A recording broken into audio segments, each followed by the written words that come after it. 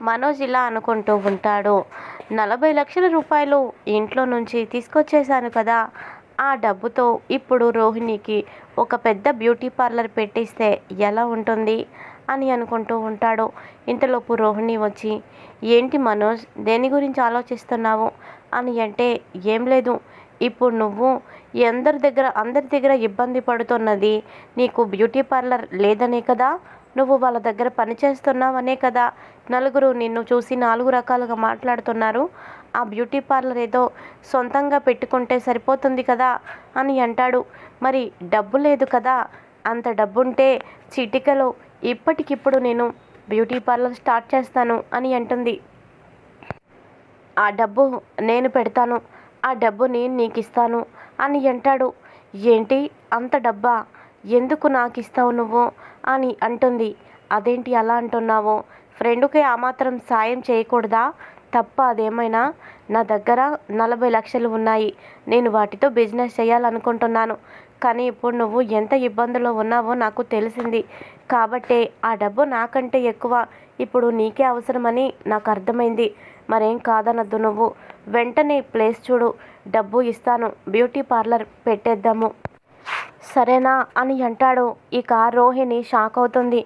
అంత డబ్బు ఫ్రెండుగా నాకు సాయం చేయడమా, నమ్మలేకపోతున్నాను, ఎలాగైనా సరే అందరిలాంటి మగవాడు మనోజ్ కాదనిపిస్తుంది, మనోజ్ చాలా మంచివాడనిపిస్తుంది, ఇక మా ఇద్దరి మధ్య స్నేహబంధం కంటే భార్యాభర్తల బంధం ఉంటే బాగుంటుంది అని అనుకొని ఇక ఇలా అంటుంది. మనోజ్, నువ్వు నన్ను ప్రేమిస్తున్నావా, లేదంటే ఫ్రెండ్గానే చూస్తున్నావా, దేన్ని ఆశించి నువ్వు నాకు ఇంత సాయం చేస్తున్నావు అని అనగానే, నువ్వు ఏదనుకుంటే అదే, నాకు ఎవరు లేరు, నీకు ఎవరు లేరు, మనిద్దరం ఒక్కటైతే తప్పేముంది, మనిద్దరం పెళ్లి చేసుకొని కొత్త జీవితాన్ని మొదలు పెడితే తప్పేముంది రోహిణి అని అంటాడు. ఇంకా అప్పుడు రోహిణి కూడా మనోజ్ ప్రేమకి అంగీకారం చెబుతుంది. ఇక వెంటనే డబ్బంతా డ్రా చేసి బ్యూటీ పార్లర్కి పెట్టుబడిగా పెట్టడానికి ఇక రంగం సిద్ధం చేసుకుంటాడు. ఇంకా అలాగే రోహిణిని పెళ్లి కూడా చేసుకొని తనతో కలిసి ఉండాలనుకుంటాడు. ఇదిలా ఉండగా ఇంకో పక్కన ఏడుస్తూ ఉంటుంది ప్రభావతి. నా కొడుకు నా మీద ఒట్టేశాడు కదా, డబ్బు తెచ్చి ఇస్తాను, డబ్బు తెచ్చి ఇచ్చాకే అప్పుడు మీ అందరి నోళ్ళు ముయ్యిస్తాను అని చెప్పాడు కదా, ఆ డబ్బు సంపాదించడం కోసమే ఇప్పుడు నా కొడుకు ఇంట్లో నుంచి వెళ్ళిపోయాడు, అంత మంచి కొడుకును కన్నందుకు నా జన్మ ధన్యమైపోయింది, ఇక ఆయన కూడా ఈ విషయం ఎప్పుడు అర్థం చేసుకుంటాడో ఏమో అని ఏడుస్తూ ఉండగా ఇంతలోపు బాలు వస్తాడు. ఏంటి మమ్మీ, పొద్దున్న మీనా పాలిస్తే కింద పారబోసావు, టిఫిన్ తినమంటే తినలేదు, ఇప్పుడేమో రాత్రైంది, భోజనం కూడా చేయనంటున్నావు, కొంపదీసి భోజనం కూడా కిందకి విసిరి కొడతావా ఏంటి, నువ్వు విసిరి కొట్టను, తింటాను అంటే ఈ ప్లేట్ నీ చేతికిస్తాను, లేదంటే లేదు, పాపం కష్టపడి ఆ పూల గంప వంట చేసింది, నీకేమైంది, నువ్వు తేలిగ్గా కింద విసిరి కొట్టడమే నీకు తెలిసింది, కష్టపడి ఎంత బాగా వంట చేస్తే కదా దాని విలువ నీకు తెలిసిద్ది, ఇంతకీ తింటావా తినవా అని అంటాడు. ఏంట్రా నీ పొగరు, తినకుండా ఉండే మనిషిని అడిగే విధానం ఇదేనారా, అయినా అంతేలే, వాడికి నీకు ఎంతో తేడా ఉంది అని అంటే, ఏం తేడా మమ్మీ అని అంటాడు. ఏం తేడా అని అడుగుతావా, నువ్వేమో ఎందుకు పనికిరాని ఈ పూలమ్మాయిని పెళ్లి చేసుకున్నావు, నా కొడుకు అలా కాదు, మాటిచ్చాడు కదా డబ్బు తీసుకొచ్చి మీ ముఖం మీద కుమ్మరిస్తానని, అందుకని నా కొడుకు సంపాదన కోసమే వెళ్ళిపోయాడు, ఈ తల్లి అంటే వాడికి ఎంత ప్రేమో, తల్లి కోసం వాడు ఏదైనా చేస్తాడు, ఇప్పుడు నాకు అర్థమైంది, నా కొడుకుని నేనే వెతికి తెచ్చుకుంటాను అని చెప్పి రాత్రి 11 ఆ సమయం అవుతున్నా కూడా కొడుకు కోసం బయలుదేరిపోతుంది. బాలు వద్దంటాడు. నువ్వు నాన్న ఇద్దరు వెతకరు, ఎంతసేపు మీరిద్దరు ఇంట్లో ఉండడమే, నా కొడుకు కోసం ఒక్కరు కూడా పట్టించుకోరు, నా కొడుకుని వెతికి నేనే తీసుకొస్తాను అని చెప్పి ఇక బయలుదేరబోతూ ఉండగా ఇంతలోపు మనోజ్ ఆలోచిస్తాడు. ఏంటి, అమ్మ మిస్డ్ కాల్స్ ఉన్నాయి, ఇప్పుడు ఫోన్ ఛార్జింగ్ పెట్టాను కాబట్టే ఈ మిస్డ్ కాల్స్ అన్నీ ఇప్పుడే తెలిసాయి నాకు, మళ్ళీ మళ్ళీ చేస్తే నా విషయం బయటపడిపోతుంది, ముందు నేను రోహిణిని పెళ్లి చేసుకున్న తర్వాత అప్పుడు నా గురించి తెలిస్తే బాగుంటుంది, ఇప్పుడు కానీ అమ్మ మళ్ళీ నాకు ఫోన్ చేసి నన్ను ఇంటికి రమ్మని చెప్పిందంటే మొత్తం అంతా నా కథంతా అడ్డం తిరుగుతుంది. అసలే రోహిణితో నాకెవరూ లేరని చెప్పాను. ఇప్పుడు అందరూ నాకున్నారు అని తెలిస్తే రోహిణి ఖచ్చితంగా నా బుట్టలో పడదు. అందుకనే ఇప్పుడు అస్సలు నేను ఇంటికి వెళ్ళకూడదు. అమ్మకి కూడా ఇప్పుడు నేను ఏమీ చెప్పను. ముందు ఈ డబ్బుతో బ్యూటీ పార్లర్ పెట్టాక అందులో లాభాలు వచ్చాక నా డబ్బు నేను తీసేసుకుంటాను. ఈలోపు రోహిణితో కూడా నాకు పెళ్ళైపోతుంది. కొన్నాళ్ళయ్యాక నా సరదాలు సంతోషాలు అన్నీ తీరిపోయాక అప్పుడు నేను ఏమి ఎరగనట్టు రోహిణిని వదిలించుకొని తిన్నగా అమ్మ దగ్గరికి వెళ్ళిపోతాను. అలా జరగాలి అంటే కొన్నాళ్ళు నేను ఈ విషయం గుట్టుగా ఉంచాలి అని చెప్పి ఇక వెంటనే ప్రభావతికి ఫోన్ చేస్తాడు మనోజ్. నా కొడుకు ఫోన్ చేశాడు. నా కొడుకు ఎక్కడున్నాడో ఏమో అని కంగారుగా ఫోన్ రిసీవ్ చేసుకొని, నాన్న మనోజ్ ఎక్కడున్నావు నాన్న? నీ గురించి పొద్దున్నుంచి తల్లడిల్లిపోతున్నాను. ఎక్కడున్నావు నాన్న? ఎంత ఇబ్బందిలో పడున్నావో నువ్వు. నిన్ను ఇంట్లో వాళ్ళు, వీధిలో వాళ్ళు అందరూ మోసం చేశారు. అందుకనే నువ్వు ఇలా బాధపడుతున్నావు. ఎంతైనా మనసున్నవాడివి కదా, అందుకనే నీకు ఈ కష్టాలన్నీ. నాన్న నీకేం కాదు నాన్న, ఈ అమ్మ నీకుంది. ఈ అమ్మ ఉన్నంతకాలం నీకేం కాదు అని బాధపడుతూ ఉంటే, పిచ్చి అమ్మ, నువ్వు ఉన్నా నాకేం చేయగలవు? నువ్వు ఉన్నావన్న విషయమే నేను మర్చిపోయి నా సంతోషాలకు నేను జల్సాలు చేసుకుంటున్నాను అని మనసులో అనుకొని ఇలా అంటాడు. అమ్మ, నేను చెప్పేది జాగ్రత్తగా విను. నా కోసం నువ్వు వెతకద్దు, నా కోసం నువ్వు బాధపడద్దు అని అంటాడు. అదేంటి నాన్న, నీకోసం నేను బాధపడకుండా ఎలా ఉంటాను అని అంటుంది ప్రభావతి. అమ్మ, నేను చెప్పేది జాగ్రత్తగా విను. మా ఫ్రెండ్ ఒకడు నాకు మంచి ఉద్యోగం చూశాడు. ఆ ఉద్యోగం పని మీద నేను వెళ్తున్నాను. నీ మీద ఒట్టు వేశాను కదా, డబ్బు తిరిగి మళ్ళీ ఇచ్చేస్తాను అని. అప్పటి నుంచి నీ గురించే నా బాధంతా. నీ మీద ఒట్టు వేసినప్పుడు డబ్బు చెల్లించకుండా అస్సలు నేను ఉండను. ఆ డబ్బు సంపాదించడం కోసం వచ్చేసాను. ఒక్కొక్క క్షణం లెక్క పెట్టుకుంటున్నాను. ఎంత త్వరగా వీలైతే అంత త్వరగా డబ్బు సంపాదించి ఆ బాలుగడి మొహం మీద కొట్టేసి నాకు కొట్టిన దెబ్బలు మళ్ళీ అందరి ముందు నేను చెల్లిస్తాను. అప్పటి వరకు నేను నిద్రపోను. అమ్మా, నీ ఆరోగ్యం జాగ్రత్త. నీకోసమే నేను ఇలా వచ్చేసాను. నీ మీద ఒట్టేశాను కాబట్టే నేను సంపాదన కోసం వచ్చేసాను.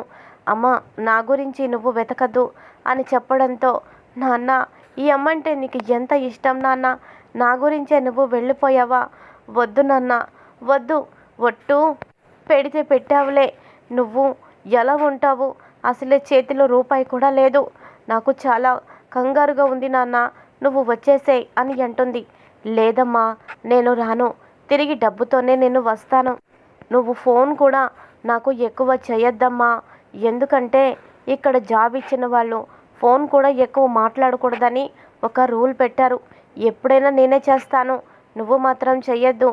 ఎందుకంటే మా బాస్ చాలా స్ట్రిక్ట్. ఇలా నువ్వు ఫోన్ చేసావని తెలిస్తే నాకు జాబ్ కూడా తీసేస్తాడు అని చెప్పడంతో, సరే నాన్న, సరే, ఈ అమ్మని గుర్తుపెట్టుకో. నాకు కనీసం రోజులో 2 సార్లైనా ఫోన్ చేయనాన్న అని అంటే, సంవత్సరంకైనా ఒక్కసారి చేస్తానో లేదో తెలీదు. అలాంటిది రోజులో 2 సార్లా? అసలు ఈ నెంబరే నేను తీసేస్తాను కదా, నువ్వు నాకు ఫోన్ చేయకుండా అని అనుకొని, సరే అమ్మా బాయ్ అని ఫోన్ పెట్టేస్తాడు. ఇక బయటకు వెళ్ళేదల్లా ప్రభావతి వెనక్కి తిరిగి వచ్చేస్తుంది.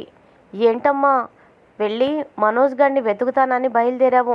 ఓ పక్కన కుక్కలు అరుస్తూ బయట ఎవ్వరూ లేరు, నిశ్శబ్దంగా ఉంది. భయం లేకుండా బయటకు వెళ్ళి మనోజ్ గారిని వెతికి తీసుకొస్తానన్నావు, మళ్ళీ అంతలోనే వచ్చేసావేంటి అని అంటే, నీకు చెప్పాల్సిన అవసరం నాకు లేదు అని చెప్పి ఆ టైంలో టీవీ ఆన్ చేసుకొని కాలు మీద కాలేసుకొని కూర్చొని భోజనం పెట్టుకొని తింటూ ఉంటుంది. ఏంటమ్మా, ఏంటి నీలో ఈ మార్పు అని బాలు అంటాడు. ఇక సత్యం కూడా, ఏంటి ప్రభావతి, గాలేమైనా పూనిందా ఏంటి? ఇందాకంతా పచ్చి గంగ కూడా ముట్టుకోకుండా ఏడుస్తూ నా కొడుకు అంటూ ఎంతో బాధపడ్డావు.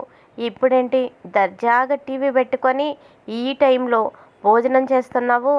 ఏంటి కదా అని అంటే, నాకేం తక్కువ, నేనెందుకు కడుపు మార్చుకొని తిరగాలి? నాకు అవసరం కూడా లేదు. నేను ఆనిముత్యాన్ని కన్నాను. నా కొడుకు వజ్రం, నా కొడుకు వైడూర్యం. అలాంటి కొడుకుని కన్నందుకు నేను పస్తులుండను, ఎంతో సంతోషంగా ఉంటాను. అయినా నా కొడుకు బాలులాగా అనుకుంటున్నావా ఏంటి? నా కొడుకు ఎంతో ప్రయోజకుడవుతాడు. మీ డబ్బు మీ మొహాల మీద కొట్టడానికే వాడు వెళ్ళిపోయాడు. డబ్బుతో తిరిగి ఇంటికొస్తానన్నాడు. నా మీద ఒట్టేశాడు కాబట్టే వాడు ప్రతి క్షణం ఎంతో బాధ్యతగా పనిచేసి సంపాదించాలనే వెళ్ళిపోయాడు. ఇప్పుడు అర్థమైందా బాలుకి నా కొడుకు మనోజ్కి ఎంత తేడా ఉందో అని అంటూ ఉంటుంది ప్రభావతి. ఆ మాటతో సత్యం ఇలా అంటాడు, ఏంటి నీ కొడుకు మీద నీకు నమ్మకం ఉండొచ్చు కానీ మరి అంత ఓవర్ నమ్మకం అయితే ఉండకూడదు. ఎప్పటికైనా అలాంటి ఓవర్ నమ్మకాలు ముప్పు. నువ్వు అనుకున్నదంతా తలక్రిందులు చేసినా చేస్తాడు. అంత మరి అతి నమ్మకం మంచిది కాదు. ఇంతకీ వాడెక్కడ చచ్చాడు? వాడి గురించి ఆ రోజు అంత రచ్చ జరిగింది. ఇప్పుడు మళ్ళీ ఎందుకు వెళ్ళిపోయాడు? ఓ 4 రోజులు బయట తిరిగి మళ్ళీ ఇంటికి వస్తానని అనుకుంటున్నాడేమో. ఈసారి పిచ్చి పిచ్చి పనులు చేసి ఇంటికొస్తే కాళ్ళు విరక్కొట్టేస్తాను నేనే. మొన్న బాలుగడు కొట్టడం కాదు, ఈసారి నేనే కాలు చేయి తీసేస్తాను అని సత్యం అనడంతో, చాలే ఊరుకోండి, వాడికి అంతకర్మ వాడికెందుకు? నా కొడుకు ప్రయోజకుడయ్యాడు, వాడికి మంచి ఉద్యోగం వచ్చింది, అందుకనే నేను సంతోషంగా ఉన్నాను. అందుకనే ఇప్పుడు భోజనం కూడా చేస్తున్నాను.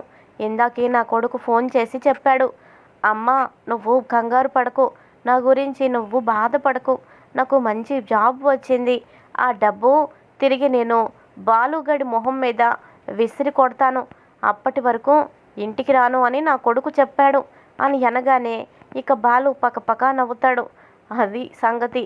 అంటే వాడు మరింకెవరి జీవితాన్నైనా నాశనం చేస్తున్నాడన్నమాట. వాడిలా చల్లగా చెప్పాడు మాటలు అంటే దాని వెనుక చాలా పెద్ద అర్థాలే ఉన్నాయని నాకు అనిపిస్తుంది. వాడు ఏదైనా చాలా అతిపెద్ద ప్రమాదకరమైన కార్యక్రమం చేస్తే అంతకు ముందు ఇలాగే ఉంటాయి మాటలు అని అంటాడు. నా కొడుకుని చులకన చేసి మాట్లాడితే పళ్ళు రాలగొడతాను అని ప్రభావతి అంటుంది. ఈలోపు మీనా వచ్చి, ఏవండి ఆవిడేదో అలా సంతోషంగా ఉంటే మీరెందుకండి ఇలా మాట్లాడతారు? ఎందుకు ఇంకా మీరు తిట్టించుకుంటారు? పదండి, టైం అయింది, పడుకుందురు కానీ అని బాలుని తీసుకువెళ్ళిపోతుంది. ఇక తర్వాత బాలుతో మీనా ఇలా అంటుంది, ఏవండి నాకు తెలియక అడుగుతాను, మీ అమ్మగారు మాట్లాడే ప్రతి మాటని మీరెందుకు అడ్డుకుంటున్నారు? తను సంతోషంగా బావగారి కోసం చెబుతుంటే మీరు విని సరేలే అని ఊరుకోవచ్చు కదా, ఎందుకు అలా అడ్డగిస్తున్నారు? ప్రతి మాటని మీరు ఎందుకు అలా ఎగతాళిగా మాట్లాడుతున్నారు అని అంటే, చూడు పూలగంప, జీవితంలో కొందరి మీద నమ్మకం ఉంటుంది, వాళ్ళు చేసే మంచి పనుల వల్ల. అలాగే ఇంకొందరి మీద అపనమ్మకం ఉంటుంది, వాళ్ళు చేసే చెడ్డ పనుల మీద ఆధారపడి ఉంటుంది. నమ్మకం అనేది అపనమ్మకం అనేది అది నీకు చెప్పినా అర్థం కాదు. చిన్నప్పటి నుంచి వాడి గురించి నాకు బాగా తెలుసు. వాడు చేసే అతిపెద్ద పనులు ఎలా ఉంటాయి అంటే వాడికేం కాదు, వాడు చేసే పనుల వల్ల మంచి వాళ్ళ జీవితాలు సర్వనాశనం అయిపోతాయి. అందుకు ఉదాహరణ నేనే. పాపం మా మమ్మీ వాడి మీద అతి నమ్మకం పెట్టుకుంటుంది. ఎప్పుడోకప్పుడు వాడిని నమ్మినందుకు అమ్మను కూడా నడి రోడ్డు మీద వాడు నిలబెడతాడని నా భయం. అందుకనే అమ్మకి హెచ్చరిస్తూ అప్పుడప్పుడు తన మాటల్ని అడ్డుకుంటూ ఉన్నాను. కానీ ఎంత చెప్పినా ఆవిడ వింటేగా, అస్సలు వినదు. పూలగంప, నాకైతే ఎందుకో కీడు శంకిస్తోందని నా మనసుకి అనిపిస్తోంది. ఈసారి వాడు ఇంటికి వచ్చేటప్పుడు చాలా అతిపెద్ద ప్రమాదాన్ని వెంట పెట్టుకొని వస్తాడేమోనని అనిపిస్తుంది అని అనగానే ఇక మీనా ఇలా అంటుంది, అంటే ఏంటండి, ఇప్పుడు మనోజ్ గారు జాబ్ చేయటం కోసం వెళ్ళలేదా అని అంటే, జాబా? అసలు వాడికి అలాంటి మంచి లక్షణాలే వాడి వంట పట్టవు. ఈసారి పూర్తిగా ఏదో ముంచే కార్యక్రమానికే వాడు శ్రీకారం చుట్టాడు. కాకపోతే నాకు బాధల్లా ఒక్కటే, అమ్మ మీద ఒట్టేశాడు వెధవ. అమ్మ మీద ఒట్టు వేయకుండా ఉంటే బాగుండేది. ఒట్టేసి మరీ డబ్బు తీసుకొస్తానన్నాడు. వాడు ఎలాగో డబ్బు తీసుకురాడని తెలుసు. కనీసం ఏ పని చేయకుండా ఉన్నా బాగుండు. కానీ వాడు ఏదో చాలా పెద్ద దారుణమే చేసొస్తాడు. అదే నాకు కదా కంగారు అని అంటాడు. అలా ఏమీ జరగదులేండి, ముందు మీరు ప్రశాంతంగా పడుకోండి అని అంటుంది మీనా. ఇక తెల్లవారగానే ప్రభావతి, ఏవండి ఏవండి పెళ్ళిళ్ళ పేరయ్యని ఇంటికి రమ్మని చెప్పాను. ఆయన వస్తారు. మీరు కాస్త మన కొడుకు గురించి గొప్పగా చెప్పండి అని అంటే, గొప్పగా చెప్పడం ఏంటే? వాడేమైనా గొప్ప పనులు చేశాడా? వాడి గురించి గొప్పగా చెప్పమంటావు? వాడు చేసేవన్నీ అడ్డమైన పనులే కదా అని అంటే, అయ్యో అలా కాదండి. 100 అబద్ధాలు ఆడి ఓ పెళ్లి చేయాలంటారు. 100 అబద్ధాలు ఆడకపోయినా కనీసం ఓ 99 అబద్ధాలు అయినా ఆడి ఓ మంచి గొప్పింటి అమ్మాయిని మన మనోజ్ గడికిచ్చి పెళ్లి చేసేలా చేయాలి. అయినా నా కొడుకేం తక్కువ? వాడిప్పుడు చాలా పెద్ద జాబే చేస్తున్నాడు. అబద్ధాలు చెప్పాల్సిన అవసరం కూడా లేదు. పెళ్ళిళ్ళ పేరయ్య అయితే వస్తున్నారు. ముందు వెళ్ళి పలకరించండి అని అంటుంది. ఒక్క మాటైనా నాకు చెప్పకుండా ఇలా సడన్గా పిలవడం ఏంటే నువ్వు అని అంటాడు సత్యం. తర్వాత పెళ్ళిళ్ళ పేరయ్య, నమస్కారం అండి. నమస్కారం అమ్మా, రమ్మని పిలిపించారు అని అంటాడు. ఏం లేదండి, నా కొడుకు మనోజ్కి పెళ్లి చేయాలనుకుంటున్నాము. ఈ ఊర్లో ఉన్న గొప్పింటి వాళ్ళు, బాగా చదువుకున్న వాళ్ళు, బుద్ధిమంతులు అలా ఉన్న ఆడపిల్లల ఫోటోలు ఉంటాయి కదా, ఒక్కసారి వాటిని చూపించండి. నా కొడుకుకి భార్య అయ్యే అమ్మాయి పొరపాటున ఈ మీనాలాగా మాత్రం ఉండకూడదు. చాలా గొప్పగా ఉండాలి అని అనగానే, అమ్మ ఇంతకీ అబ్బాయి ఏం చేస్తున్నాడు అని అంటే, వాడు చాలా పెద్ద కంపెనీలో జాబ్ చేస్తున్నాడు అని అంటాడు పంతులు గారు. ఏమా, అప్పుడు మీ కోడలికి మీ కొడుకుకి పెళ్ళనుకున్నారు. పెళ్లిపీటల మీద నుండి పారిపోయింది మీ అబ్బాయి మనోజే కదా? అమ్మాయి మీ కోడలు కదా? అప్పుడు మీ చిన్నబ్బాయి తనని పెళ్లి చేసుకున్నట్టున్నాడు. పెళ్లిపీటల మీద నుండి పారిపోయాడు అంటే అతనికి ఏమైనా లోపం ఉందా అమ్మా అని అంటాడు. ఏంటి అలా మాట్లాడతారు నా కొడుకు గురించి? నా కొడుకులో ఏ లోపము లేదు. కాకపోతే అదిగో తన చదువుకి, తన అందానికి, తన సంస్కారానికి సరిపడా అమ్మాయి వాడు పెళ్లి చేసుకోవాలనుకున్నాడు. అందుకనే ఈ ఏ లక్షణాలు లేని మీనాని పెళ్లి చేసుకోకూడదని వాడు పారిపోయాడు. దేనికైనా సరి ఈడు జోడు ఉండాలి కదా. నా కొడుకు ఎక్కడా? ఆ పువ్వులు అమ్ముకొని కడుపు పోషించుకునే ఆ కుటుంబం ఎంత? అందుకని నా కొడుకు వెళ్ళిపోయాడు అని అనగానే, సరే అమ్మా, చెప్పారు కదా, మంచి సంబంధాలు ఏమైనా ఉంటే ఫొటోస్ తీసుకొని వస్తాను అని అంటాడు. ఇది ఈరోజు ఎపిసోడ్. మరి తర్వాత ఏం జరుగుతుంది? కన్న తల్లిని మోసం చేసి, తండ్రిని మోసం చేసి ఆ 40 లక్షలు బ్యూటీ పార్లర్కి పెట్టి, అలాగే రోహిణిని పెళ్లి పేరుతో మోసం చేయడంతో మరి కథ ఏ విధంగా మలుపు తిరగబోతుంది? తర్వాతైనా ప్రభావతి నిజం తెలుసుకుంటుందా? ఏం జరగబోతుంది రాబోయే ఎపిసోడ్స్లో తెలుసుకుందాం. Thanks for watching. మనోజ్ ఇలా అనుకుంటూ ఉంటాడు.